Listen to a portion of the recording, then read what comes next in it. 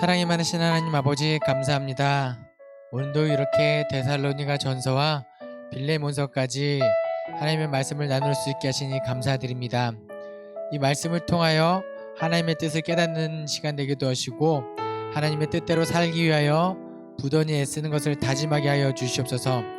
하나님을 아는 지식이 쌓일수록 겸손해지기를 소망하며 예수 그리스도 이름으로 기도합니다.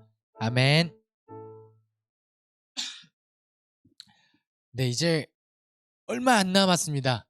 이제 이번 주까지 이제 하면은 3주만 더 우리가 성경을 꾸준히 읽었다 그러면은 1독이 되는 거예요. 우리 잠실제일교회 성경표로 하면 이제 다음 주에 빌레몬서까지 하고 그 다음에 27일, 12월 4일, 12월 11일까지 성경 퀴즈를 풀고 해설을 들으면 너무 감개무량한 그런 사역이 마무리가 될 것 같습니다. 네, 정말 1월 2일부터 지금까지 코로나 때 한번 휴강하고 교회 전체 행사 때문에 뭔가 이제 쉬었지만 강의는 뭐 같이 연속으로 찍고 하면서 여기까지 오게 하신 하나님께 먼저 감사드리고 그 모든 시간에 앞에서 현장에서 들어주시고 온라인으로 기쁘게 들어주신 분들께 진심으로 감사드립니다. 우리 바로 데살로니가 전서 문제 풀어볼게요. 1번 문제. 사도 바울이 데살로니가 교회에 대하여 하나님 아버지 앞에서 끊임없이 기억하는 것이 아닌 것은 무엇인가요? 1번 믿음의 역사, 2번 사랑의 수고, 3번 소망의 인내, 4번 영원한 긍휼. 정답은 4번이죠. 4번인데요. 데살로니가 교회는 지금 어떤 상황이었냐면 빌립보 지역에서 사도 바울이 복음을 전파하다가 뭔가 유대인들의 박해 때문에 피해서 데살로니가로 왔어요.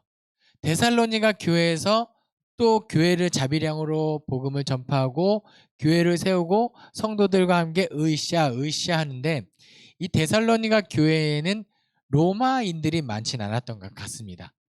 그래서 대부분 유대인들 뭐 이런 사람들이 많은데 데살로니가 교회 누가 쫓아오느냐? 그 계속 사도 바울을 박해했던 사람들이 극성이었나 봐요. 쫓아옵니다. 그래서 사도 바울이 급히 도망쳐요. 어떻게 해요? 같이 동역했던 디모데와 실라를 데리고 못 갈 정도로 급하게 도망을 쳐요. 그러면 사도 바울을 해코지 하려고 쫓아왔던 사람들이 누구를 힘들게 하느냐? 그 사도 바울을 따르는 무리들, 그 교인들, 데살로니가 교인들을 엄청나게 박해하기 시작해요. 너네 유대인의 박해면 아마 이렇게 추측이 됩니다. 너네 만약에 계속 그 사도 바울이 전하는 도를 따르면 너 유대교에서 출교야. 그러면 그때부터는 로마 황제에게 절을 해야 되고 이 로마법에도 유대인의 법에도 보호받지 못하는 아주 애매한 상황, 생존권이 위태해하는 그런 상황 속에서 사도 바울이 데살로니가 교회에 편지를 하는데 뭐라고 말하냐면 아버지 앞에서 내가 끊임없이 기억하는 것이 무엇이냐?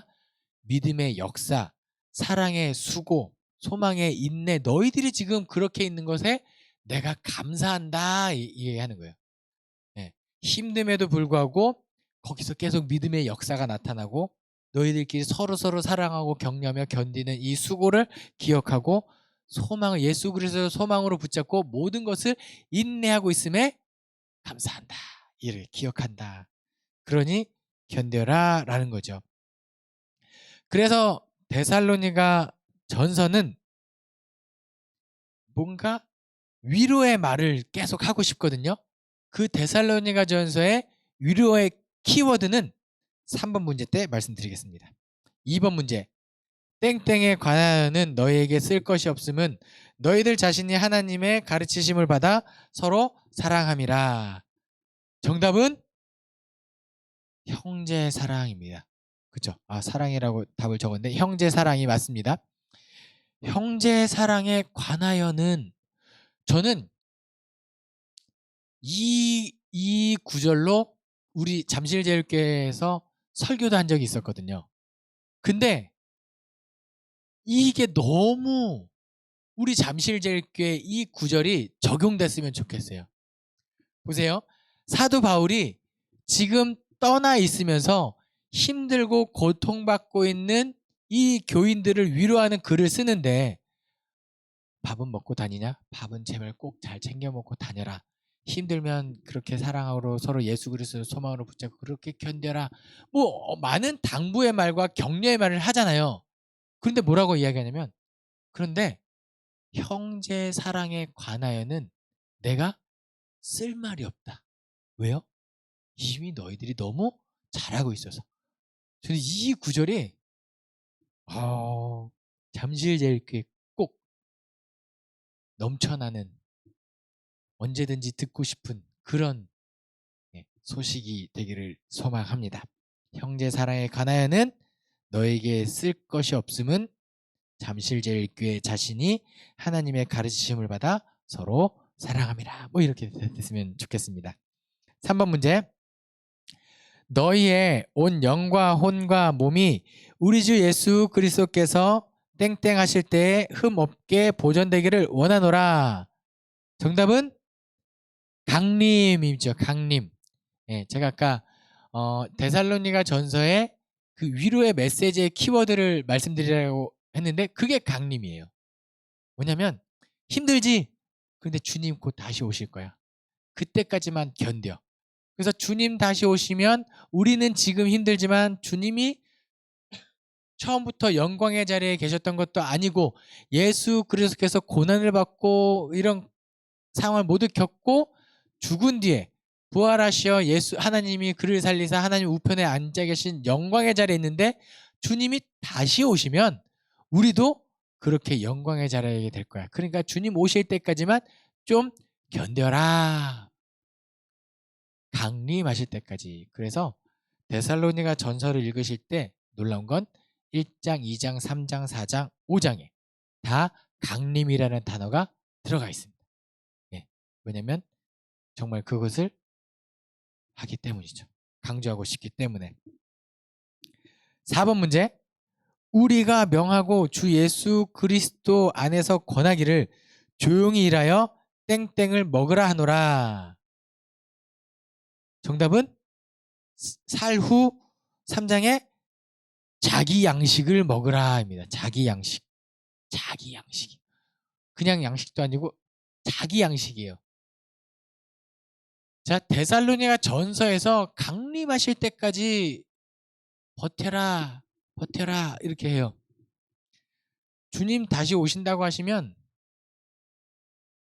이제 아무 적이 없는 거예요. 네. 이렇게 쉽게 설명해 볼게요. 우리가 지금 우리 잠실제일교회 많은 분들이 5단지가 재건축 되기만을 기다리면서 그 누군가는 비싼 대출이자를 다 내면서 견디잖아요. 왜요? 재건축만 되면 그동안 냈던 이자에 버금가는 수익이 생기는 것도 있고 그날만 되면 해서 허리띠를 졸라매고 고기가 먹고 싶어도 참으면서 김치로 밥을 먹고 있어요. 왜요? 재건축을 될 때까지 돈이 없으니까.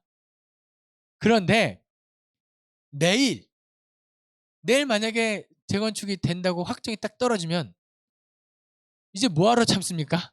고기 먹으러 가야죠. 그렇잖아요. 참을 필요가 없는 거예요. 그러니까 원래 내가 재건축이 되기 전까지 강림하기 전까지는 허리를 졸라매고 내가 있는 직장에서 더럽고 험한 꼴을 다 참으면서 살지만 이제는 그럴 필요가 없죠. 돈이 있는데 나가서 흥청망청 쓰고 타이더 회사에서 더럽고 치사면 그만둘게요. 이제 나 이제 돈 생기니까 그만둘게요. 이렇게 되는 거예요. 그런데 주님 다시 오시 데살로니가 전서의 편지를 받은 많은 사람들이 이제 곧 주님 다시 오시면 그걸 준비하지 내가 하던 일이 뭐가 중요하냐? 이런 사람들이 생겨나는 거예요.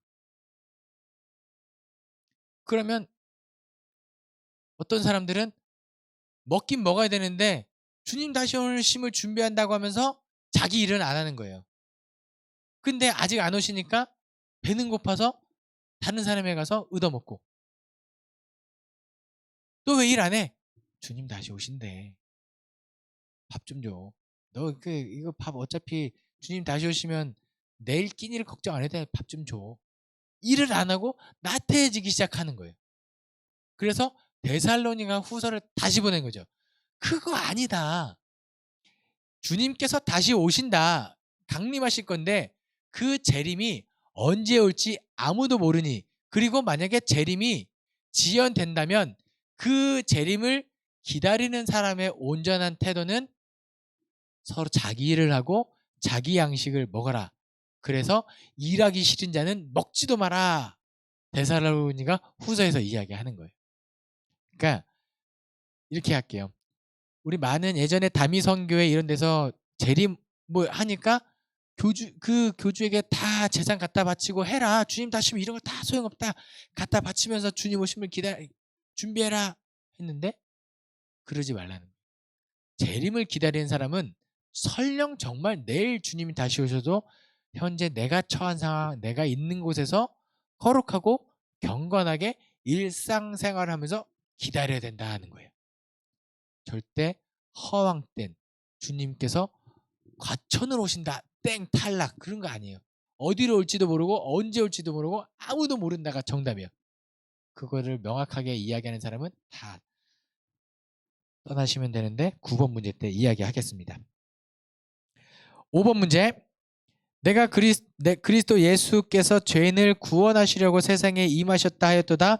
죄인 중에 내가 땡땡이니라. 정답은 죄인 중에 괴수니라. 괴수입니다. 괴수. 괴수는 이제 나쁜 사람들 무리 중에 수장이겠죠. 근데 제가 왜 이 문제를 냈냐면 괴수니라. 제가 왜 이 문제를 냈냐면 디모데 전서를 쓸 때쯤에는 사도 바울의 나이가 꽤 많아요. 디모데 후서가 사도 바울의 유언장에 해당한다면 이 디모데 전서는 자신이 세운 교회에서 뭔가 쭉 다 하고 모든 이제 지도권을 이제 디모데에게 양도한 그런 상황이에요.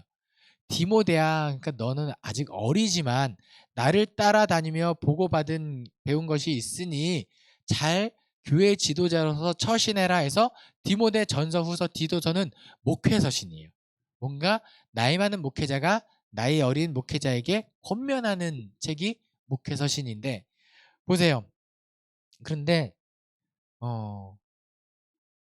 나이가 이제 사실 나이를 따져서도 어느 연륜이 주는 권위가 있을 테고, 그동안의 학식으로나 이 모든 사역적인 경험으로나 이 사도 바울은 누가 봐도 탁월한 사람인데 뭐라고 고백하냐면 내가 죄인 중에 괴수다.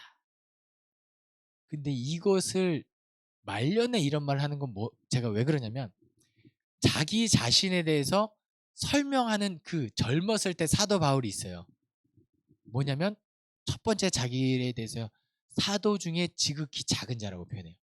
그러니까 죄인 중에 괴수보다는 그래도 좀 권위가 있고 높죠. 사도 중에 지극히 작은 자다. 그래도 나 사도다. 이 말은 너는 평신도다 이렇게 쓸 수 있어요. 처음에는 사도 중에 지극히 작은 자라고 하다가 좀 더 시간이 지났을 때는 어떻게 낮아지냐면 성도 중에 작은 자인가 그래 바뀌어요. 네. 그런 어떤 높은 지위나 이런 게 아니라 성도 중에 한 무리인가 좀 낮아져요. 그리고 인생 말년에 하는 고백이 나는 죄인 중에 괴수다 그래. 그래서 저도 이 사도 바울의 모습을 좀 우리가 닮았으면 좋겠어요. 교회에서요 신앙생활 오래 하잖아요. 그러면 목이 고다집니다. 다 그런 건 아니에요. 다 그런 건 아닌데 제가 그렇더라고요. 대학 20살 때 신학대학교 들어가서 어느 날 막 기도를 하는데 하나님 앞에 이렇게 고백을 했어요. 내가 중학교 다닐 때 나의 신앙이 진짜 순수했는데 이런 말을 나도 모르게 했거든요. 그런데 군대 갔다 와서 사역 나가고 기도하는데 어느 날 제가 이렇게 또 고백을 하는 거예요. 내가 대학교 때는 참 순수했는데. 그러니까 뭐냐면 중학교 때부터 나이 먹을수록 나의 신앙은 안 순수해진 거예요. 아둥바둥 노력해도 그래서 아둥바둥 노력해도 안 되는데 우리의 고백은 사도 중에 지극히 작은 자, 성도 중에 한 무리, 나중에 죄인 중에 괴수다. 이렇게 겸손해졌으면 좋겠다. 이 말을 꼭 드립니다. 다음 문제 6번. 그러나 땡땡 하는 마음이 있으면 경건은 큰 이익이 되느니라. 정답은 자족하는 마음입니다. 자족하는 마음. 이제 디모데 입장에서는 이제 좀 연소한 교회 지도자가 됐는데 어떻게 하면 내가 경건하고 거룩하고 하는 따르는 많은 제자들을 이끄는 지도자로서 살아갈까가 굉장한 고민인 사람이거든요. 그래서 아마 모든 설교자들이 제일 어려워하는 게 이거예요. 단에서 설교를 하죠. 말씀을 선포했는데 나는 그대로 내 삶을 살아내지 못했을 때 그걸 제일 힘들어하는 것 같아요. 다른 사람 모르겠는데 저는 그렇습니다. 여러분 사랑하세요 라고 말을 해놓고 나는 막 사랑 안 하면 자격이 없는 거죠. 그러니까 경건한 사람이 되기 위하여 너는 뭘 해라? 자족하는 마음을 가져라. 성도들에게도 그렇고 돈으로도 그렇고 주어지는 은혜도 그렇고 모든 것에 자족하는 마음을 가져라. 그러면서 디모데전서 6장에서는 돈을 사랑함이 일만하게 뿌리다 이런 말도 해요.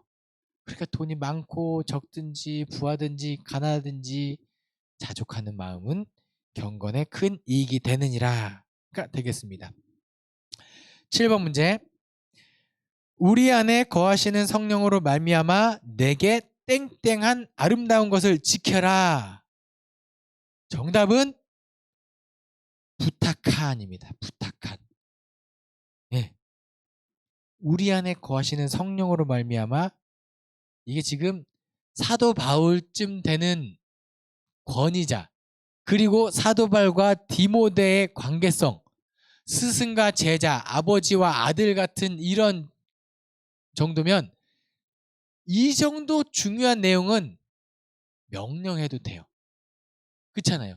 틀린 말이 아니거든요. 이렇게 살아야 된다고 명령해도 되는데 내게 부탁한 아름다운 말을 지켜라. 이 부탁이라는 말이 주는 이 뉘앙스가 참 은혜예요. 제가 은빛대학 어르신들을 섬기는데 이분들이 그냥 너무 편하게 그냥 감사하게 뭐 이렇게 해주는 저희가 섬기는 것을 당연시해도 되는데 아니에요. 왜 우리한테 이런 거 자꾸 해주냐 해주지 마라. 근데 이런 느낌인 것 같아요. 우리가 신앙을 전수할 때 막 너 이렇게 살아야 돼 막 이렇게 하는 게 아니라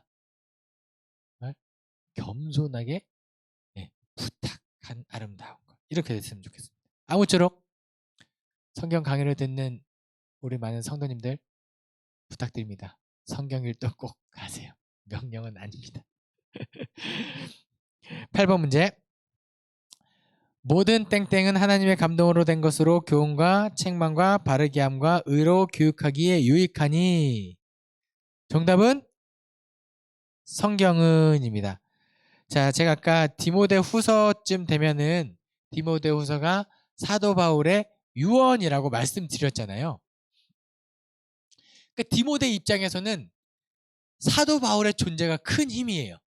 왜냐하면 요즘에 이런 문제가 있는데 어떻게 하면 좋습니까? 하면은 그 솔루션을 그 해결책을 편지로 제공할 수 있거든요.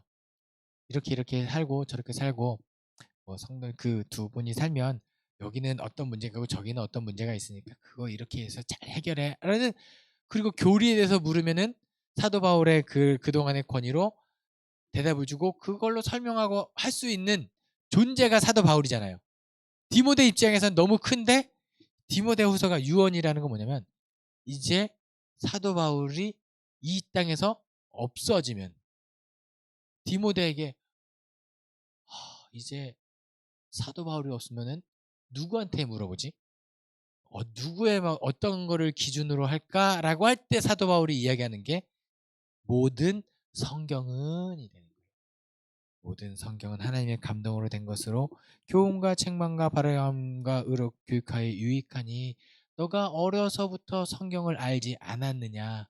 그 성경 말씀대로 거기서 벗어나지 않으면 너의 판단은 옳을 거다. 뭐 이런 측면에서 하는 이야기죠. 디도서 문제입니다. 디도서도 이제 목회 서신이에요. 디모데와 디도가 함께 사도 바울을 따라가면서 그 교회의 지도자로 세워지는데 디도에게 뭘 이야기하냐? 땡땡에 속한 사람은 한두 번 훈계한 후에 멀리하라. 정답은 2단입니다. 2단. 디도서는요. 목회 서신 중에서도 어떤 주제가 주로 있냐면 2단에 관해서 그 당시에 많이 흉흉하던 이단들을 어떻게 상대하고 어떻게 하고 교리를 어떻게 잡아가는 이런 측면의 말을 많이 하는데 뭐라고 이야기하면 이단에 속한 사람은 한두 번 훈계한 후에 멀리하라 라고 이야기해요. 오늘날도 마찬가지인 것 같아요. 그러니까 내가 성경을 많이 배우고 알면 뭔가 이제 나에게도 쌓인 성경 지식으로 이단과 다이다이 붙으면 이길 것 같은데 그렇지 않아요. 우리의 교리 체계랑 그들이 갖고 있는 무장한 교리 체계가 붙으면 그들은 절대 그걸로 지지 않습니다.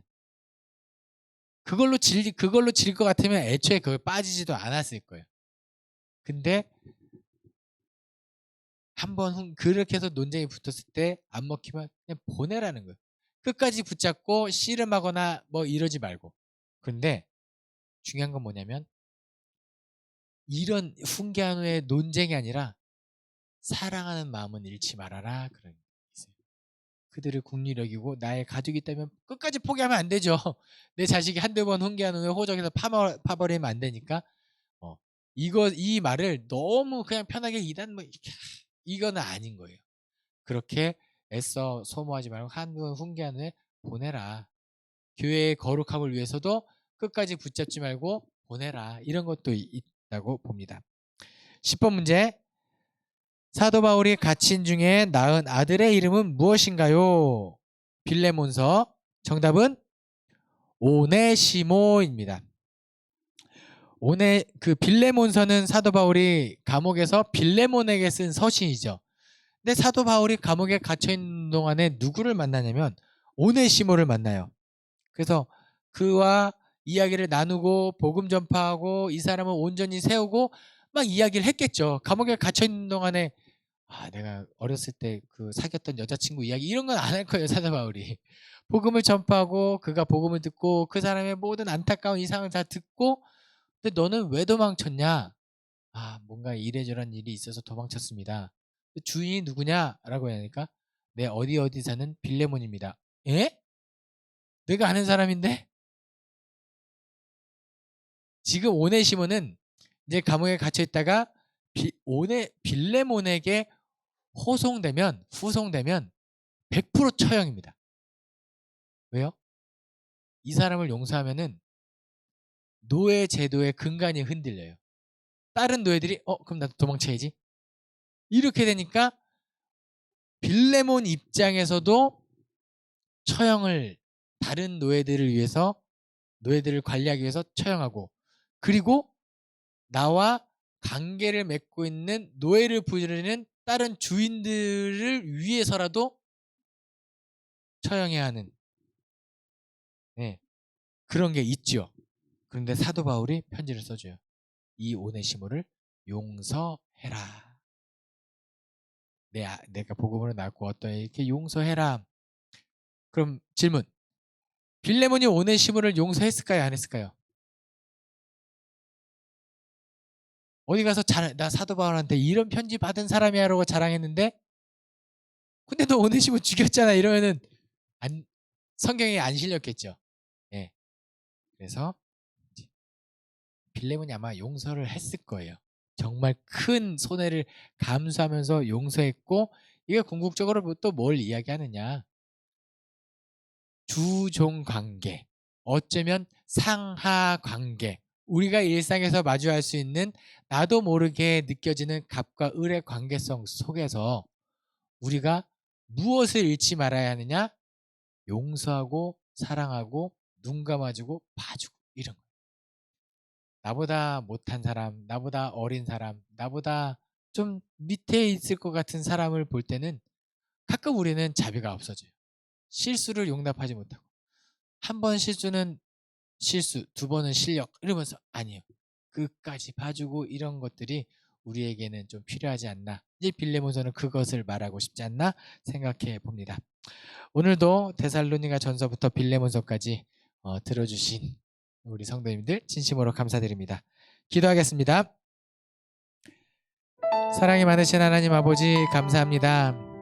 오늘도 데살로니가 전서부터 빌레몬서까지 하나님의 마음을 깨닫게 하시니 감사드립니다. 우리가 그 뜻대로 우리 삶에서 실천할 수 있게 도와주시고, 다른 것 다 잃어도 하나님을 사랑하고 이웃을 사랑하는 마음은 절대 포기하지 않게 도와주시옵소서. 감사드리며 예수 그리스도 이름으로 기도합니다. 아멘.